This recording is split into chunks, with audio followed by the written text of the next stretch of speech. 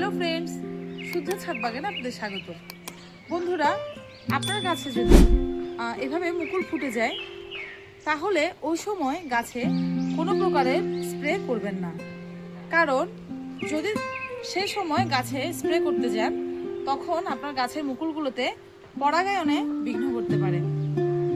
তো বন্ধুরা, ঠিক সেই সময় বন্ধুরা দেখুন, আপনার গাছে যদি মুকুল এভাবে মোটর দানার মতো সেট হতে থাকে, ঠিক সেই সময় 1 লিটার পানিতে 1/2 ml পরিমাণ ইমিডাক্লোপিড কীটনাশক এবং 1 লিটার পানিতে 1 ml পরিমাণ ম্যানকোজেব ছত্রাকনাশক স্প্রে করে দিন।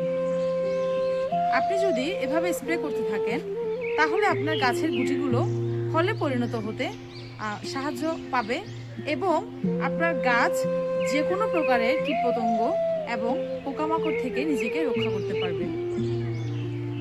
এ ধরনের কার্যকরী নিত্য নতুন টিপস পেতে শুদ্ধ ছাদ বাগানের সাথেই থাকুন এবং লাইক, কমেন্ট ও শেয়ার করে অন্যকেও দেখার সুযোগ করে দিন।